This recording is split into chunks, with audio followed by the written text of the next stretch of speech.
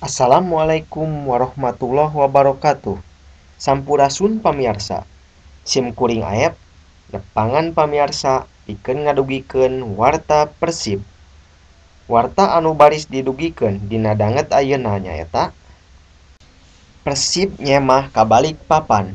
Zola milu, Febri teu dibawa. Persib Bandung ngaringkid 21 urang pamain pikeun ngalakonan laga tandang dina tuluyan Indonesia Soccer Championship 2016 ka Balikpapan, Kalimantan Timur pikeun adu hareupan jeung Persiba Balikpapan dina poe Saptu anu bakal datang. Salah saurang pamain nu dibawa nyaeta Gian Zola. Numutkeun Gian Zola, tur Persib anu ayeuna mangrupakeun anu kadua kalina pikeun inyana.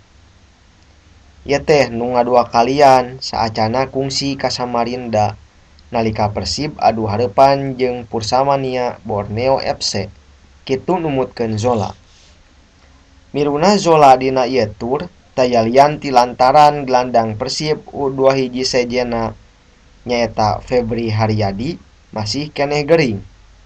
Numutkeun asisten palatih Persib Heri Setiawan pikeun ngeusian slot pamain U21 Persib mawa Gian Zola jeung Yanto Basna.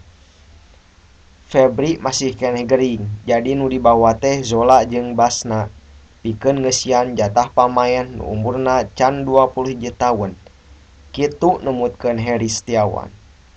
Anapun para pamain anu baris diringkid ka Balikpapan jumlahna aya 21 urang, nyaeta Imade Wiryawan, M. Natsir, Hermawan, Purwakayudi, Vladimir Vujovic, Dias Angga, Toni Sucipto, Haryono, M. Agung Pribadi, Taufik, Atep, Kim Jeffrey Kurniawan, Robertino Pugliara, Tantan, Samsul Arif, David Lali, Yanto Basna, Yandi Sofyan, Juan Balenkoso, Jajang Sukmara, jeung Gian Zola.